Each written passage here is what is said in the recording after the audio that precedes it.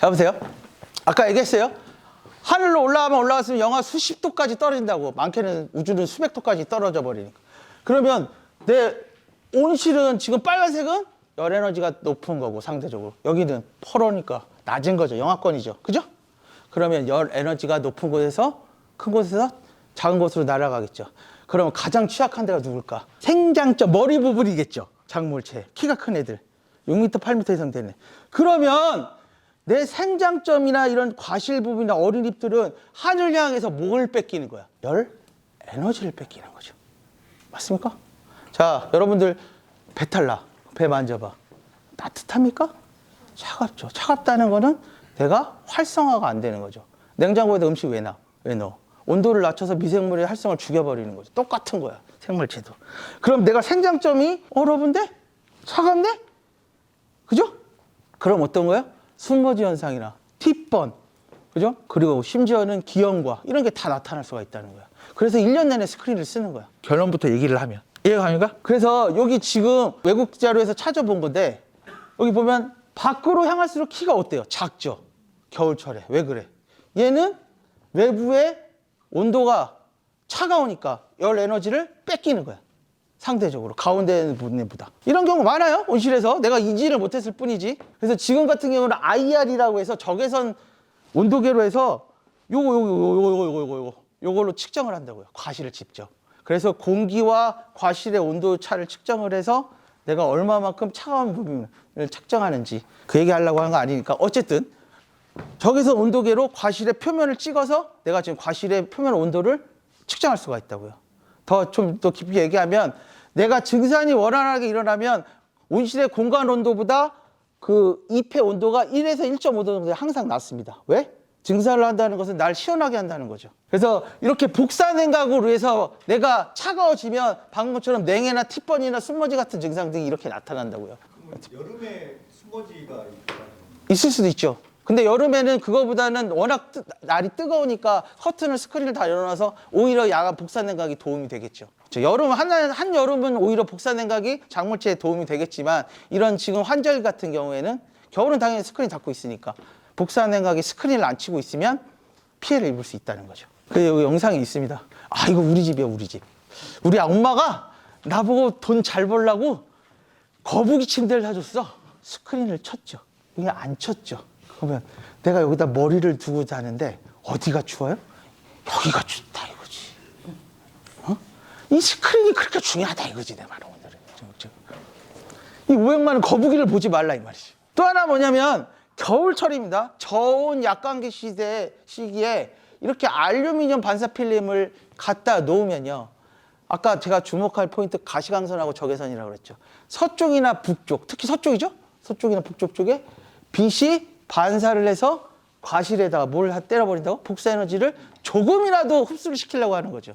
그러면 가시광선으로 광합성을 할 수 있게끔 도와주고 적외선으로 열까지 끌어올리죠. 그래서 이거 알루미늄 반사 필름 갖다 넣는 거야. 딸기도 하고 토마토도 하고 유튜브에 많이 나오잖아요. 이거 활용 좋습니다. 한 1도에 2도 정도는 1도에서 2도 정도는 올리는 것 같아. 지금 보니까. 자, 이거지 이거. 키세스!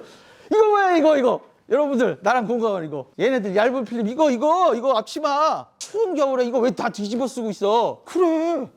내 몸에 있는 적외선으로 나간 열 에너지를 방출 안 시키려고 저렇게 얇고 가벼운 알루미늄 은박지 같은 걸 이렇게 뒤집어 있는 은박 필름을 쓰고 있다고요. 은박 이불을. 제가 일부러 이런 거 많이 넣었어. 이해하시라고. 이해해줘요. 내 작물 쪽으로 하면 재미가 없거든. 자, 이거 한번 보세요. 그래서 실질적으로 스벤손이라는 그 회사에서 이 알루미늄 필름, 즉 은박 필름을 어떻게 스크린을 활용하는지를 지금 잘 보여주는 거예요. 자, 밤에 적외선으로 열 에너지가 나간다고 했어요. 작물체도. 그래서 저렇게 알루미늄 스크린을 활용을 하면 투습성이 있으니까 습기는 나가고요. 저렇게 반사돼서 다시 작물체 쪽 온실내로 가둘 수 있다는 거죠. 그래서 낙엽이 만능이 아니라는 얘기를 하는 거예요. 하고 싶은 거예요, 제가 지금.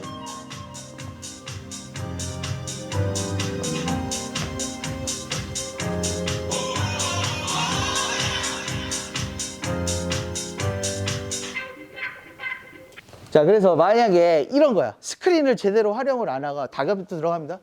그러면 자, 일몰입니다. 복사 냉각을 해서 내가 작물의 캐노피 윗부분에서 어떻대요? 복사 냉각으로 내가 열 에너지를 뺏기면 차갑죠. 반면에 지하부는 아직까지 온기가 남아있죠. 그러면 균형이 깨진 상태인 거지. 잘 보세요. 다른 거 떠나서. 그러면 봐봐. 온도가 있다는 건, 열 에너지가 있다는 건 근권부에서는 나는 아직 활성화되어 있으니까 뿌리에서 물을 흡수하겠죠. 근데 윗부분에서는 차가워. 그럼 활성화돼 안 돼? 나는 중산할 준비가 안 돼 있어.